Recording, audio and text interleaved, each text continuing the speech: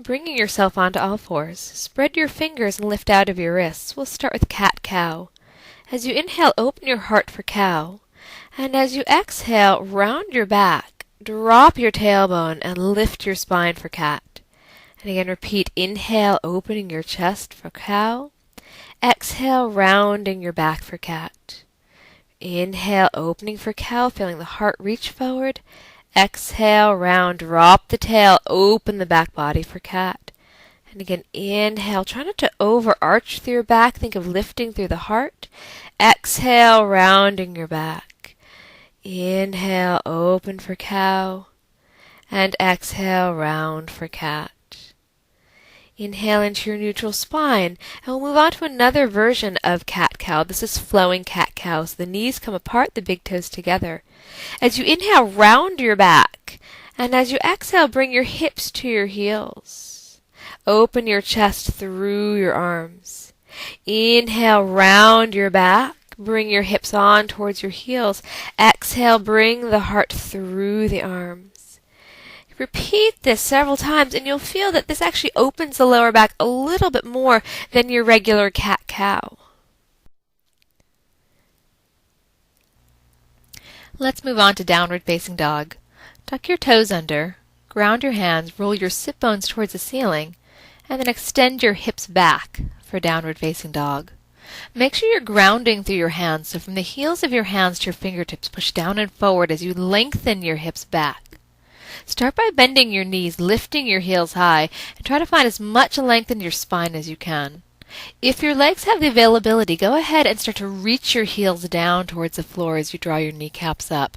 You may find that the legs are not able to do that and the back is rounding and the shoulders are shifting forward. If that's the case, do keep the knees bent. Bend your knees to the floor. Let's do one more cat-cow. Inhale to cow. Exhale as you round your back to cat. Sit back on your heels. Coming to a standing position, open your feet a little bit wider than your hips. And we're going to do a standing version of cat-cow, another excellent opportunity to open the back. So bending your knees, bring your hands to your thighs. As you inhale, reach the chest forward, lift the armpit chest. And as you exhale, round the back, drop the head, drop the tailbone. Inhale, reaching the heart forward. Exhale, sweeping the spine up. Inhale, opening the heart. Exhale, rounding. Inhale, open the chest. Exhale as you round. Inhale into a neutral spine. Push your hands into your thighs and gently lift yourself all the way up. Moving into our standing series. You'll move yourself so that you're facing the side of your mat and take a nice long step, approximately as wide as one of your legs, if not a little bit wider. Turn your right toes in and your left toes out. And then extend your arms out long in Warrior Two as you bend the front leg and roll the inner thigh to the pinky side of the foot. Utthita Parsvakonasana, extended side angle. Bring your left forearm onto your thigh and notice how the chest sometimes drop. Instead of dropping the chest and flopping the arm, roll the upper arm, upper shoulder, upper chest back and extend the top arm, feeling the bottom ribs reach forward. If you're feeling a little bit more advanced today, you can let your bottom arm, your hand, rest on a block. Continue to reach through the back heels, extend through your fingertips, and lift through your back inner thigh. Find your breath. Move back into Warrior Two. Straighten the front leg. Turn your front toes in. Turn your back toes out. Repeating on the other side. Bend the front leg. Extend the arms back to Warrior Two. Continuing to roll the front inner thigh back to the pinky side of the foot. The right forearm comes onto the thigh to extend the top arm. Again, finding length in the spine instead of flopping the upper shoulder down. Feel the heart in your baby rolling towards the ceiling. Take several long, deep breaths. Ground your feet, lift through your back inner thigh. Feel the breath reach all the way down to your feet. Coming back into Warrior Two, straighten the front leg. Turn your back toes in and gently walk your feet hip distance apart. Let's transition onto the knees. We're going to do Parigasana, gate pose. Start by extending your right leg out And turning your toes slightly forward, grounding through the pinky side of the foot. Allow your right arm to rest on the right leg, and inhale, sweep your left arm up and overhead.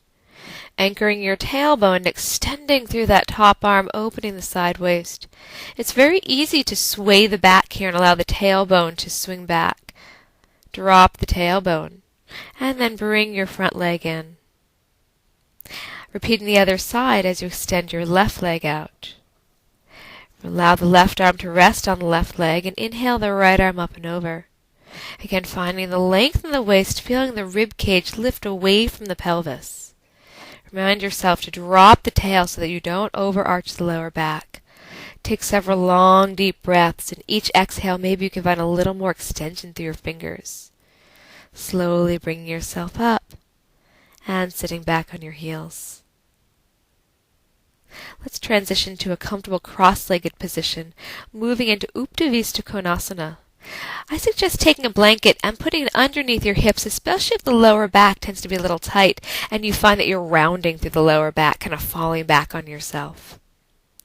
Once you feel comfortable, extend your legs, reach out through your heels, pull your toes back, and draw your kneecaps up.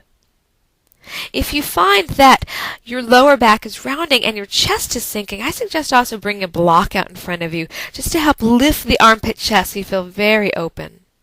As you start to come forward, try not to break at the rib cage, but roll from the pelvis. And if you find the block's not necessary, you can always move the block further in front of you. Remind yourself to breathe as you lengthen your spine and as you anchor your legs deep into the floor. Feel a sense that the heart is reaching up at a diagonal so that you're not letting your upper body cave down. We want to create lots of space for you to breathe, lots of space for your baby. Let's take this into a gentle twist. Bring your left hand behind you, your right arm in front of you. As you inhale, lift your rib cage. And as you exhale, find a gentle, even twist through both sides of the ribs. Inhale, find a little bit more length. Exhale as you twist, all this time grounding your thighs down, keeping your feet active. Keep lifting through the crown of the head, feeling both sides of the waist reach up. Come back to center and repeat on the other side. Your right hand comes behind you, your left hand in front of you. And as you push your thighs down, again lift the whole rib cage away from the pelvis, giving your body more space to gently twist. This should feel so delicious on the back. Again, inhale, feel the spine lift. And as you exhale, a gentle twist, coming back to center. Bring your right hand to the outside of the right leg. Turn the left palm up and sweep your left arm up and overhead, trying to keep a very straight top arm. Energetically, you're reaching your top arm away from your bottom left leg, feeling both thigh bones, especially that left thigh bone, root down into the floor. Lifting up. Repeating on the other side, rooting your left arm. Inhale the right arm up and over. Again, opening your chest towards the ceiling. Wind your heart and your baby to shine upwards. Allow each breath to take you baby steps deeper into the pose. Again, legs are active. Feet are active. Inhale, lift up. Bring your hands underneath your knees and gently draw your legs together. Reach the arms out. Inhale, and as you exhale, bring your right arm under your left, crossing at the elbows, and then one more time at the wrists possibly. Push your palms together for Garudasana arms. And as you inhale, lift the elbows, and as you exhale, draw your elbows towards your navels and try to lift your spine. Inhale, lift up through your elbows. Exhale, draw your elbows towards your belly. Inhale, lift the heart, squeeze the arms. Exhale, opening the scapula, the shoulder blades as the elbows come down. Inhale into your neutral spine, extend the arms. And as you exhale, bring your left arm under your right. Again, double crossing at the elbows and the wrists, squeezing your arms together. Inhale the arms up. Exhale, round the back, the upper back as the elbows come down. Inhale to squeeze and lift the arms. Exhale, bringing the elbows down again, focusing on the upper back opening. Inhale the arms up. Exhale the arms down. Inhale into your neutral spine. Sweep the arms out, and as you exhale, allow your hands to come down. Moving on to Janu Shirshasana. So you'll bend your left leg, the sole of the foot touches the front inner thigh, and extend your right leg out. If you find that the backs of the legs are a little less mobile, perhaps you might want to use a strap of the ball of the foot. Keep the chest lifted, inhale, and as you exhale, start to tip your pelvis forward, coming forward with a flat back. If you find the strap is not necessary, you can use your hands to reach around the ball of the foot. Remind yourself that the whole front body is trying to lift. Again, your heart is reaching up like an undercurrent to keep the upper back from sinking and rounding and collapsing in on your belly. Each breath, perhaps you can move a little bit deeper, engaging your thigh, reaching through your heel and pulling your toes back. Inhale, bring yourself up, and then simply switching legs. So the right leg tucks in, the sole of the foot pushes into your inner thigh, and again, if you'd like, put the strap around the ball of the left foot. Lift the spine, lift the armpit, chest, inhale, and as you exhale, reach yourself forward. Try to focus on the back of the neck being very long. We don't want the head to sink and drop. Again, feel the armpits float up as the heel reaches forward. Each breath, again, you might find yourself a little bit deeper. And each day as you come back to your practice, you might notice that you get a little further each time. Let the breath lead you into the pose. Inhale, lift yourself up, and come into a comfortable cross-legged position. Let's move on to a gentle twist, planting your left foot firmly on the floor, the right leg's extended, bringing your right hand behind you, and inhaling the left arm up, and as you exhale, bring the elbow to the inner knee. Inhale, lift both sides of the rib cage very evenly, and as you exhale, twist. Extend through your bottom leg, pull back through the toes, and extend through the heel. Continue to inhale, lift the spine, and as you exhale, twist. Coming back out of your pose, switching legs, extend your left leg, bend your right leg, plant your right foot firmly down. The left hand comes behind you, inhale the right arm up, exhale the elbow to the knee. Inhale, lift through the spine. Exhale as you twist. So we're working on opening the back muscles more than finding a deep twist through the belly. That's not really appropriate at this point in your pregnancy. Inhale, lift the spine deeply. Exhale, gently twist. Inhale, bring yourself back to center. Come into a comfortable cross-legged position. Let's move on to Pigeon Pose. This is a wonderful posture to open up the hips and release the lower back. Coming onto all fours, slip your right shin forward and start to extend your left leg back. Your hips most likely will not make it all the way to the floor, so I recommend putting a block underneath your right buttocks and another block underneath your upper left thigh. If you find that your baby's getting bigger and your belly's hitting the floor, blocks are a great solution to give yourself a little bit more space. Inhale, and as you exhale, gently extend your spine down towards the floor. Drawing your right hip back and your left hip forward, and then letting your body settle into the breath. Relaxing your head down, feeling the back of the neck release, and allowing the front hip to open as you extend energetically through your back leg.